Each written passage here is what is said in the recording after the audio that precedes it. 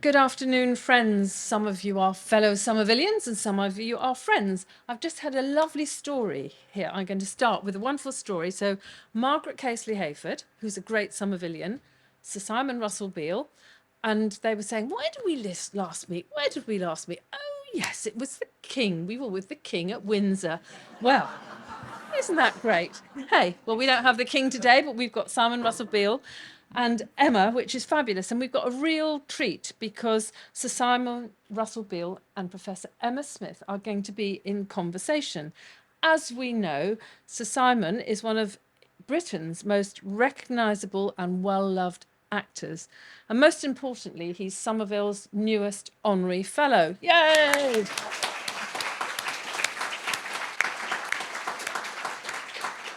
Of course, he's also a BAFTA, Olivier and Tony Award winner who's played many roles on stage. And I know there's going to be many more, and we do look forward to it, Simon. But apparently, ever since his appearance at school as a glamorous Desdemona, complete with false eyelashes that rendered him half blind, blimey, he's been captivated by Shakespeare.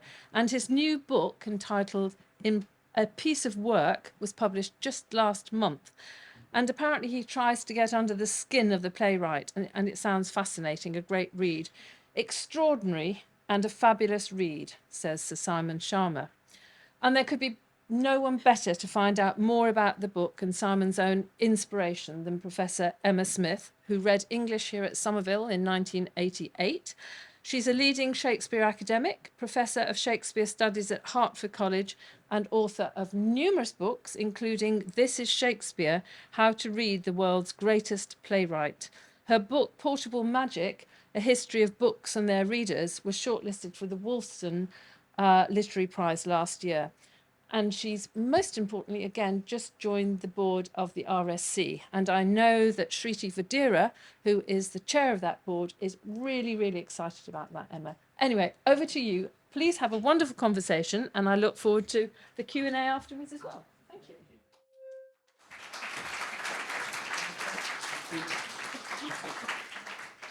you. First, can I say what an extraordinary honour it is to be Honorary Fellow of an Honorary Fellow of Somerville.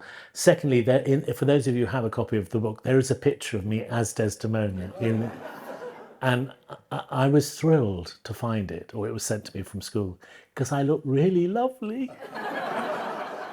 And I didn't feel lovely at the time, but I look absolutely lovely.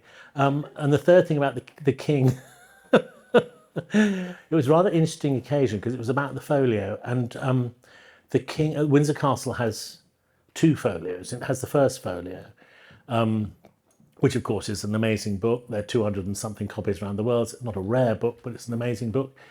But it's rather a boring version of the first folio because it's completely perfect. And what's interesting about folios often is little bits and bobs missing and annotations. The second folio that Windsor Castle has, which the King showed us, is a less interesting book per se, but the version they have at Windsor Castle has annotations by Charles I. And that was extraordinary because he marked up all his favourite passages and used to do, I'm sure this is quite common, he used to, against the play that he liked, like Twelfth Night, he would say Malvolio. That was be the character that stuck in his mind, or Winter's Tale, or Autolycus, or whatever. And the King himself said, I said, this is fascinating. And the King said, well, I annotate my own version of my complete works. And Greg Doran, who was running the RSC at the time, said, well, that'll be very valuable one day, because the King is a great Shakespearean. And he said, every time I go to a play, I come back and I just mark it up. And he showed Greg, I didn't see it, but he showed Greg his version of the complete works, which I think was a sort of bog standard, paperback Oxford or whatever, with all his little notes in it. So I didn't see that. So that's the story behind our meeting with the King. I think it's probably true that Charles I was more interested in comedies, which may have explained why things got so out of hand for him. Do you know, I'm just going to do my teacher's voice. Boing. Simon's written a really fascinating... You can, fill the theatre, boom away. And do complain if you can't hear. Yeah, please do wave if you can't hear us. Simon's written a completely wonderful book. one of the most interesting things about it is that it is really genuinely a book about Shakespeare, not a book about Simon. And not many actors do write that kind of book. In certain ways, I felt the miss of more Simon, actually. And I think one of the reviews we were talking about says this is not a place to come for a lot of sort of thespian gossip. There's not really an enormous amount of that. But what there really is, in a way we could spend days and days exploring, is deeply thought, often very coming in at a sort of particular angle, humane, highly literary insights into the way Shakespeare works, puts characters together, what certain things might have meant. He has a great take on why Malvolio might have been wearing yellow cross garters, for instance. Loads, absolutely full of insight, and it's some of that I want us to try and get out today, Great. if that's okay. So. Right, where should we start? Who should we start with? Who should we start with? Let's start with Falstaff, because he's been puzzling me a bit. And it's interesting in your introduction because I make it plain that I can only write about the characters I have played. I don't feel qualified to write about the whole of Othello or the whole of Much Ado or whatever. But there are 18 characters, I think, that I have played that I think I can give you my version of it. And I try to make it very clear that that's the version you're going to get, and that there are other versions obviously available, infinite number of versions available for these great characters. But that's the only thing I can write about. And the reason why Falstaff has been puzzling me, I was reading Henry IV Part 1 and Part 2 recently, for a reason which might tell you later. But anyway, I read the introduction to the Arden, and a very good introduction it is too, but there's always a section on nowadays of history of performance. And I played Falstaff on film, and he analyses it, the editor, and he points out, and he's very nice about it, but he points out that it's not very funny. And he's right. It's a very, he also says I look like a gnome, but that's a different, because I'm short. But it's quite a difficult thing to do in comedy on film, and I'm not expert at it, and I don't know how to do it. And the only way I can work out comedy is if I've got an audience in front of me and then can work it through. But so it inevitably was a rather dark version of Falstaff. I believe Ian McKellen, who's just done it recently, also did a rather dark version of Hamlet, and it's been puzzling me because, and I do write about this in the essay in the book, about why he was so popular to the Elizabethans and why he's been so popular since, and why I don't think he's a very nice person, and I don't find him as attractive as perhaps some other people do. Harold Bloom, the great critic, American critic, who once invited me out for lunch when I was doing Hamlet in New York, and I went out for lunch and we had a lovely lunch, and he said, you've got to stop doing Hamlet and do Falstaff, because Falstaff's the greatest character that Shakespeare ever wrote. And I understand why he said it, and I understand it partly he said it because Harold himself was quite Falstaffian. But I just don't find him attractive, and I want to do him on stage, and I've got to find a way of working out why he was so popular, basically. And that's been bugging me because, I think he's a shit. And, he's a minor criminal. He doesn't spend any of his own money. He sends people to their deaths, Do you think he gets worse? Is that what does he start out better? So one argument about Part 2 is that he himself gets darker. Yes, is that Shakespeare has written a play where the obvious narrative outcome is that the young prince shakes off his dissolute life and becomes the king. But the argument, I guess, is that Shakespeare's taken a wrong turn because he's made the sort of villain accompaniment of the dissolution so attractive that nobody wants the prince to break with him. Yeah. And that Part 2 is the attempt to make a bit more space so that it becomes okay to say, I know you're not, old man, which is an awful line. I think the play, quite consciously, even from the very start, has to howl between two men who are dying. I think, or both of whom, of the older men, one who's very conscious of dying, the king himself, and the other one who is obviously so unfit that he's going to keel over at any moment. And perhaps it's true that certainly the language gets more elaborate. I think that is related to getting darker. His thoughts become a little bit more tortuous in the second half. And interestingly enough, when we did the film version, we tried to meld the two parts together, although it was a 6-hour, as it were, two-part film. And it is interesting when you hit the second part's language after the first part, it's a great deal more elaborate, and that might be partly too because that's what happens to sequels, I suspect. But it also might be because he's getting more tortured. What I came to the conclusion writing the book was that in the end, the reason why he's attractive is, and when I got it slightly wrong, I think in the film version, is that Falstaff doesn't think about death. I assume that there's scenes of him looking at his urine, and there's a scene when he's in bed with his friend who's a prostitute, and he says, I can't do it anymore, I'm old.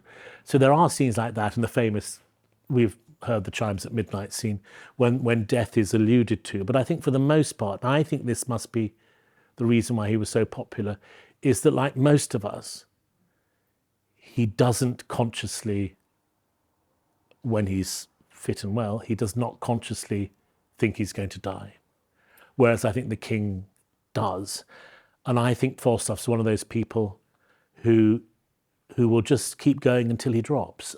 Yeah, there's that great bit at the end of part 1 where at the Battle of Shrewsbury he sees, let's just lie down and pretend to be dead. And so the battle goes around him, and then he gets up, and there's a lovely, there are not many stage directions in Shakespeare that are original to the text. Who knows whether they're original to Shakespeare? But that stage direction is Falstaff riseth up.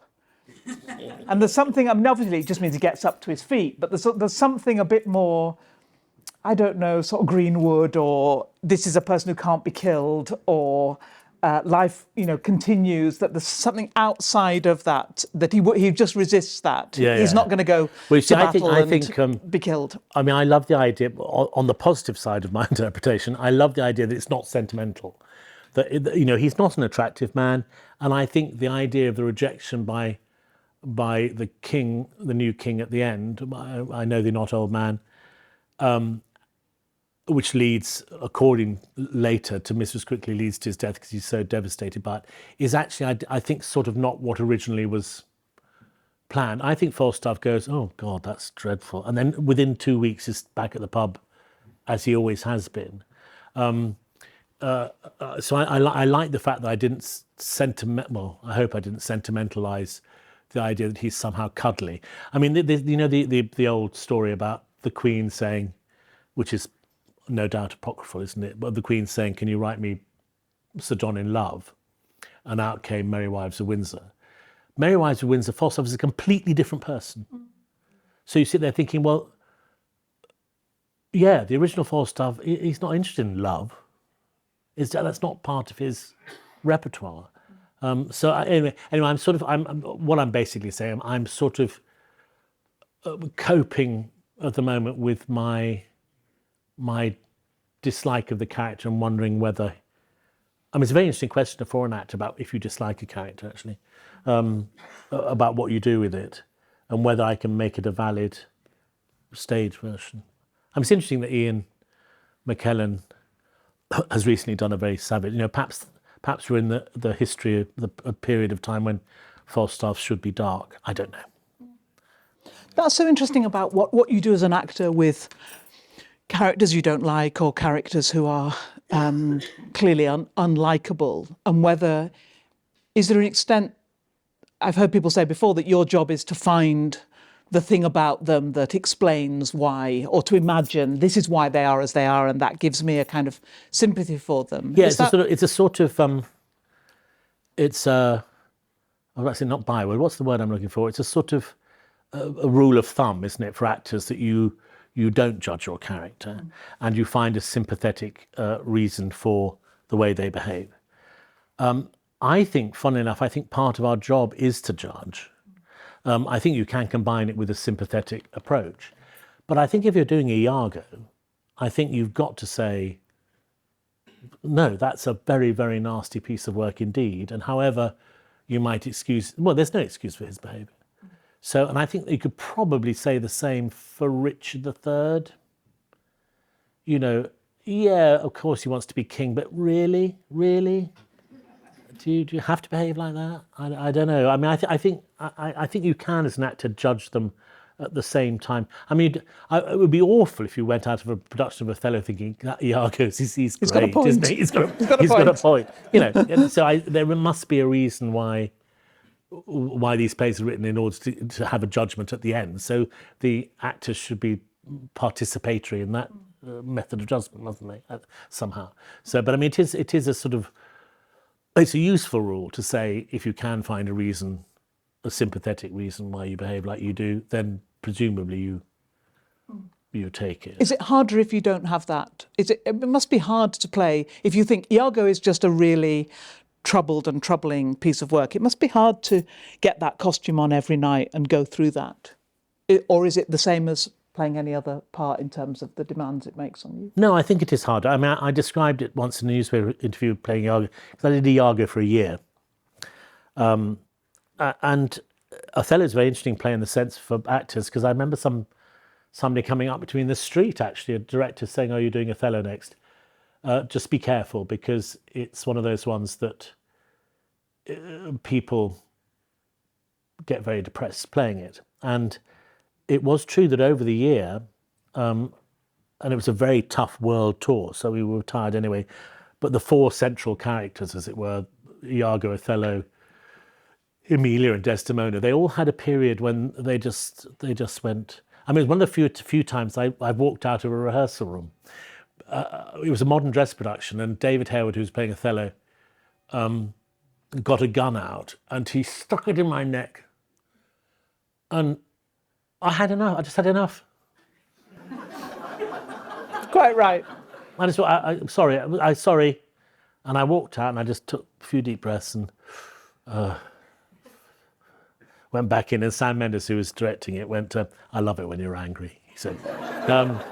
But I think and I know Claire Skinner had moments. I know David playing Othello.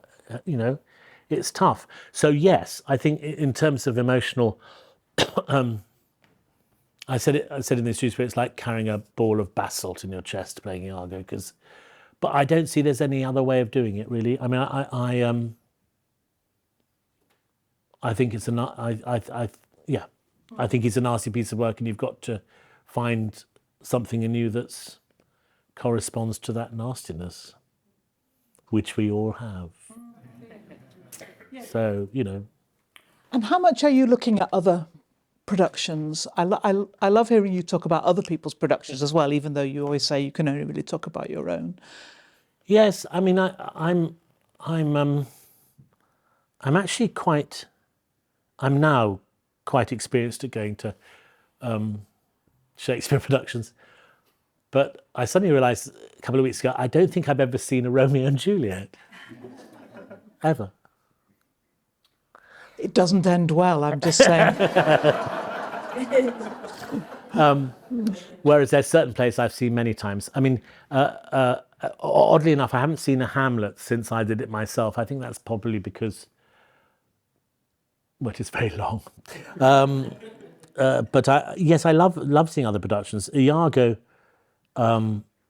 was the first fan letter I ever wrote, and the only fan letter I've ever written, actually, which is I was a very young member of the Royal Shakespeare Company, and Ian McKellen, he's coming up a lot today. Ian was doing Iago up the road at the other place, the small theatre in Stratford, and I went to see it, and it was an amazing production. Trevor Nunn at his sort of naturalistic best. It was all detail, and Ian managed to, there's a drinking scene, he managed as Iago to mix a whole rather elaborate punch and set out glasses for his pals while doing a soliloquy. And I remember thinking, I couldn't do that. It was all. Was that Willard White? Willard White, wasn't it? And Willard White appeared, a great opera singer, as you all know, appeared his first entrance was in a doorway, and he literally he put his hand up on the door, and he just thought, wow, you are just magnificent. Yes, I think that would have won my daughter yes, too. Exactly. Yes. Yeah, I understand Desdemona completely. And there was one other just lovely thing before I talk about the fan letter, but as I say, Trevor was going through a period of supernaturalistic stagings of Shakespeare, which had gone out of fashion now, actually. But he was, his Merchant of Venice was just miraculously detailed picture of Venice. They were drinking espressos. I remember they couldn't quite work out how to pay the bill because there's no line. Go bill. And I remember thinking, how did they pay for that? Who paid for that espresso? But it was lots of, Venetian tables and Henry Goodman as a spectacular Shylock. The same was true of he did Oswell as well, like that.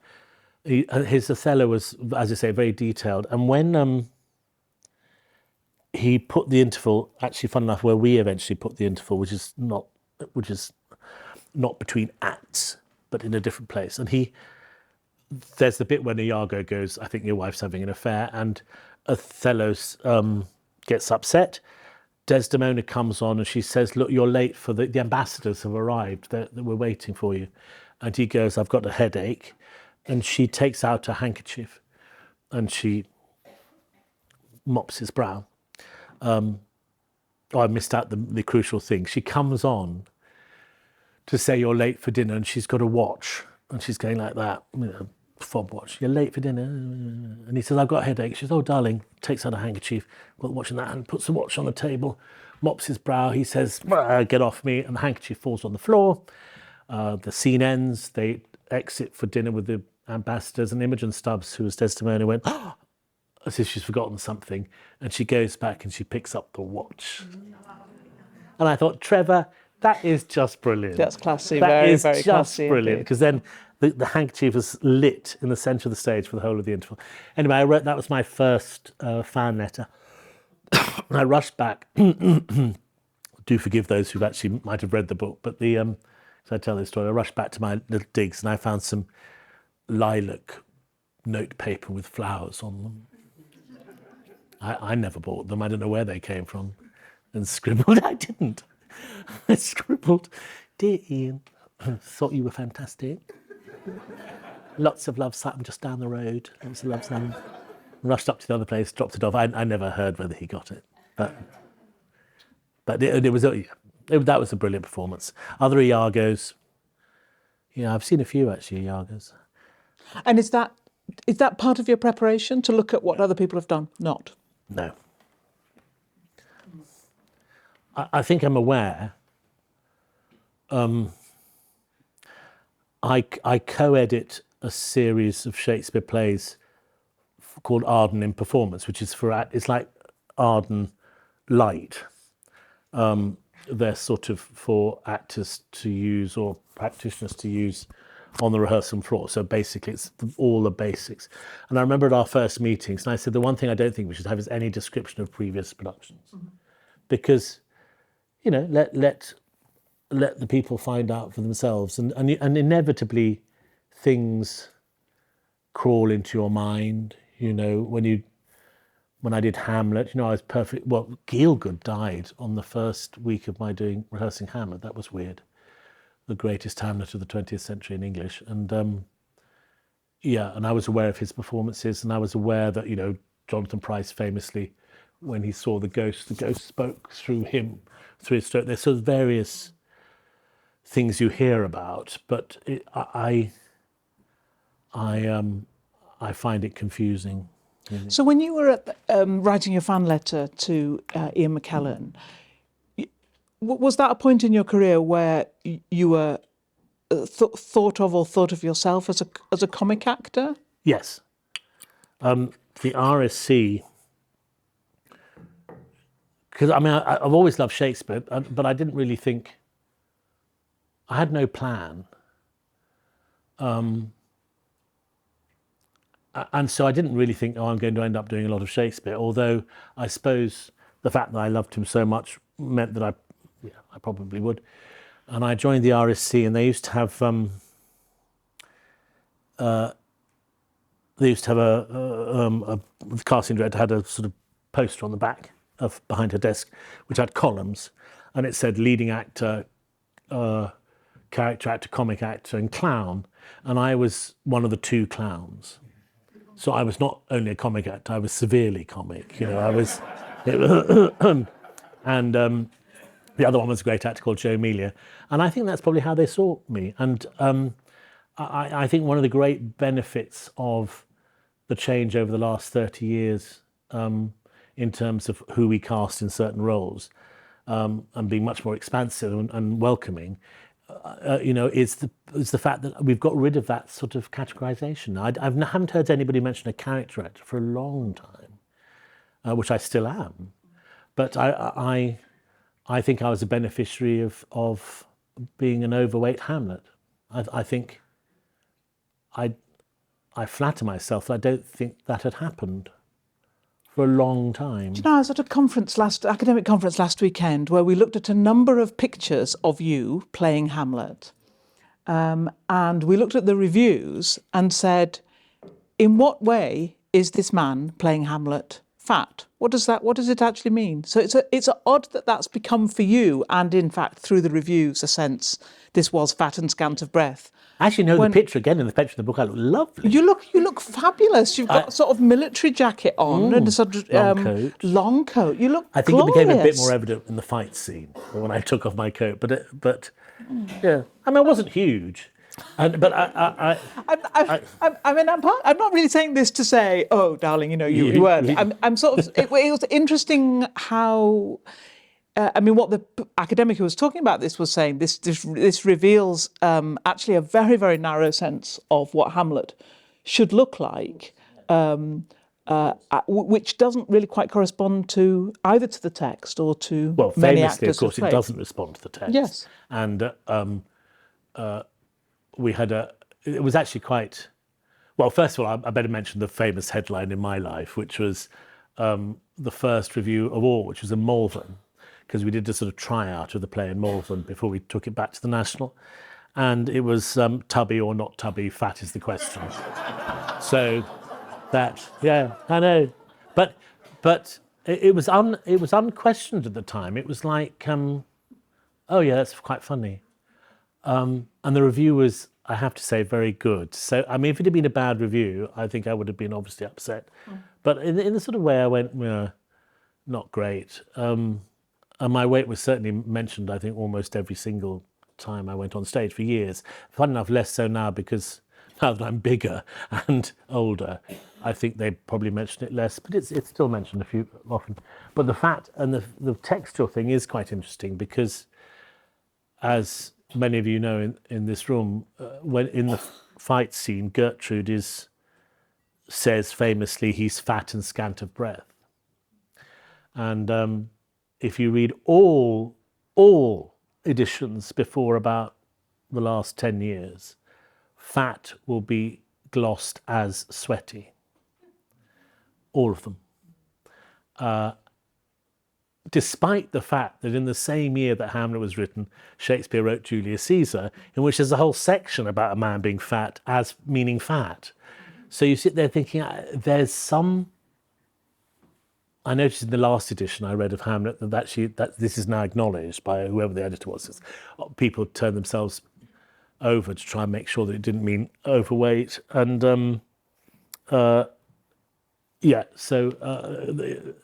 can't remember where I was going, but the idea that fat could mean something different, I suppose it could mean something different, but that it didn't mean the same in the same year that he was writing is a little odd. But there you go. People try very hard, don't they, to make Shakespeare mean what they think and it should mean. This is not new, is it? I mean, they're tall, blonde, handsome Olivier, basically. Yes, Aryan Hamlets. Aryan Hamlets, and preferably a little bit athletic. Yes. Which is that sort of slightly, not contradicts, but slightly, macho, athletic. Yep. But then, of course, 100 years ago, 150 years ago, then there would be a different picture of Yeah, Hamlet I in mean, so people's heads. Olivia bleached his hair, didn't he, to stand out in the black and white film? I Oh, think did he? I think that's what he says. Yeah. So But it I mean, was it was a part of the Olivier's iconography. interested because he was the first one to use the Ernest Jones Oedipus thing, didn't he? I think. Yes. So Ernest Jones was a psychoanalyst, pupil of Freud's, and he very brilliantly analysed Hamlet's problem as having an Oedipal complex. And Olivier got very excited by this, quite rightly, and decided that in the great scene with his mother, he should basically effectively abuse her, even sexually abuse her. And I remember thinking when I did it, I don't want to do that. I would rather do anything than sexually abuse my mother on stage, a Hamlet. I'm just not that sort of Hamlet. So I decided to avoid that. But I do remember reading a review in Minneapolis, actually, of the production saying the scene where Hamlet sexually abuses his mother. So that was regarded as how the scene was now. So these things go in cycles, and I think that's one of the fascinating things about my job and about watching other productions, is that you very often see a sort of almost cyclical process. Richard III as clown, Richard III as psychopath, Richard III as clown, Richard III as psychopath. So. Let me just go back to comedy though. One of the things I love the idea that the Russell comes in to your name because of another actor in Equity called Simon Beale, but you swerve away from, what did your agent want you to be called as a comic actor? Beagle. Yeah, I think it's got, yeah. And I hope he will forgive me, but I can't remember his name. And he was I think he picked me up at drama school. I think it must have been. Yeah, and he said, "You're a comic actor." So I think Simon Beagle, because there was a Simon Beale in Equity, as Emma explains. And I don't know quite why. Actually, I don't know quite why I resisted. I remember thinking that's a horrible name to be going around with, but I don't think I sat there thinking. What I didn't deliberately choose, because Russell is my middle Christian name, so it was laziness really that ended up as Simon Russell Beale. But I think I obviously thought somewhere deep in my soul that I wasn't a Simon Beagle. No, I think that's right. But you are also a brilliant comic actor. And I wondered if we could talk a bit about, maybe we could talk about Benedict. In Much Ado About Nothing. Benedict. I go all soft when I talk about Benedict. It was one of those productions which absolutely the opposite of Iago, isn't it? I mean, happy, happy, happy, golden, happy, and weirdly, it was directed by my pal Nick Heitner, and he's very, very famous for his modern dress productions, like the production he did of Timon of Athens with me. But this one, he decided, and I think it's because he saw it also as a soft. He decided to do it in period, which is very unusual for Nick. So it was all, it opened with a breakfast under a lemon tree on a Sicilian porch. I mean, it was just beautiful. And, that relationship between Beatrice and Benedict is just joy. It's just absolute joy. I know they're horrible to each other. I know they probably hurt each other. Well, he certainly hurt her, I think. But it's just, by the end of the play that they will be happy. And I don't think there's any often in plays by Shakespeare that you end thinking they're going to be happy. But I think with those two, you think, yeah, they've gone through enough, they've tested each other enough, they will end up fine. I'm less certain of Hero and Claudio in that play, but not a good start. But I think Beatrice and Benedict, they're going to be happy, and I think, yeah. There's a great account in the book of your. So if you remember the play, Beatrice and Benedict, for all they love each other, they're tricked really, each tricked by. Into overhearing something which is put on for their benefit, which tells them that the other is really in love with them, but can't admit it because they're too proud.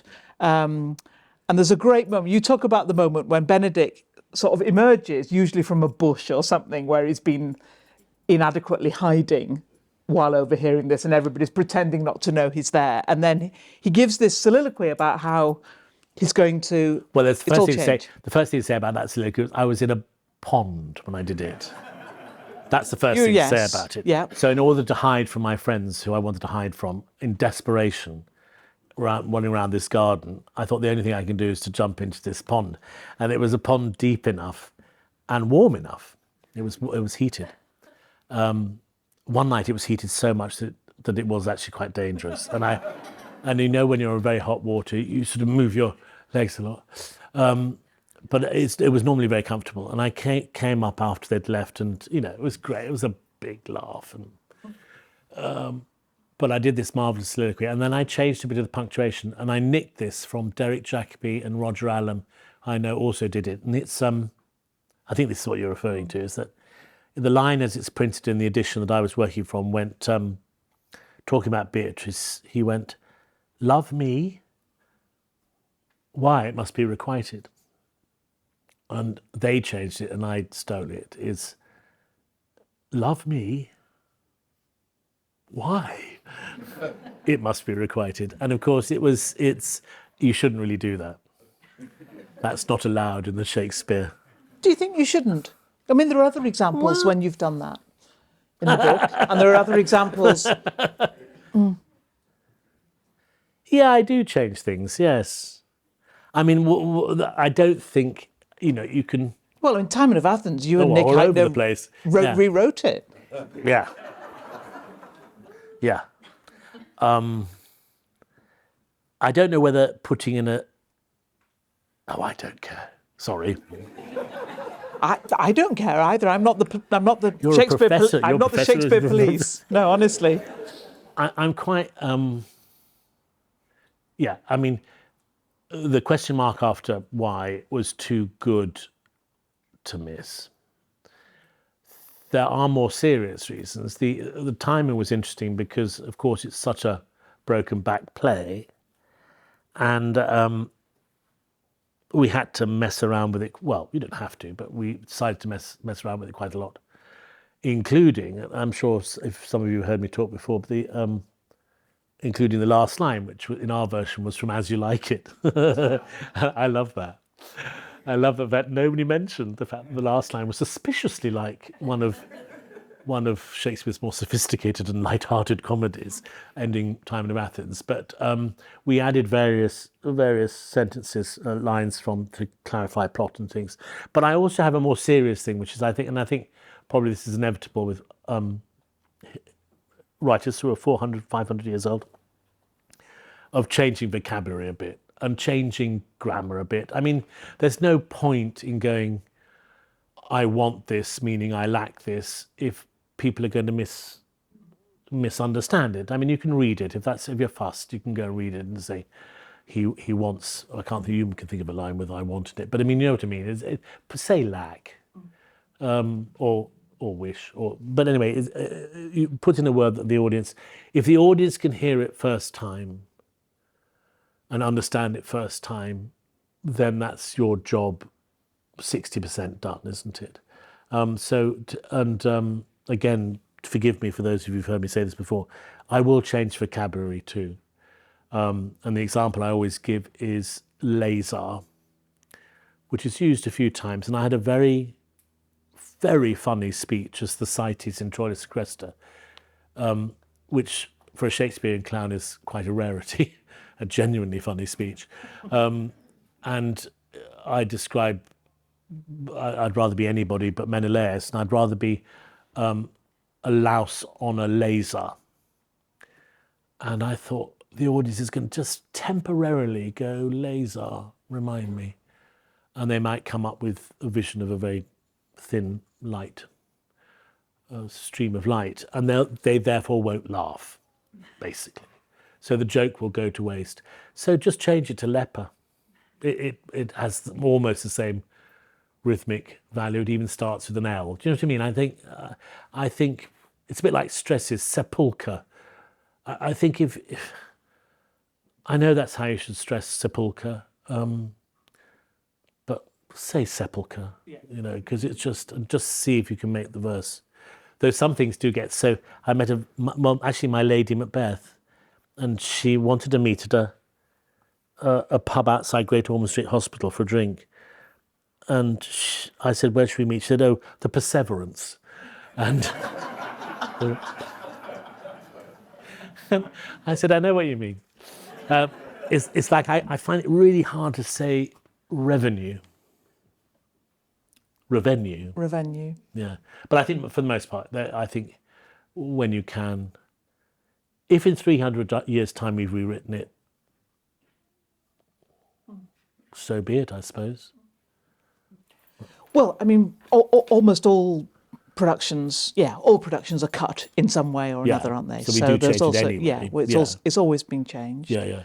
I mean, what would you want to go anywhere on cuts which perhaps feel more contentious about words which now fall in a particularly offensive or troubling way? What do you think about that? We have the black stroke Ethiop problem. I think you can change that. Well, I think you must change them really if it's used offensively. It's sometimes quite difficult to work out whether it is actually offensive. I think who describes somebody as like a pearl in an Ethiop's ear? That's Romeo and Juliet. But I'm not black, so but I don't particularly find that offensive because I think the idea is the contrast is so breathtakingly beautiful that you know it looks lovely. But there is one in Love Sabres Lost that I think, oh, I'd love her were she an Ethiop. No, I don't think you. Unless you want to make a point that they're being offensive. That they're being offensive. But he's one of the sweetest. Yeah, that's right. You probably he's one of the four should probably lovable. cut it. Yes. So I think there are things you probably.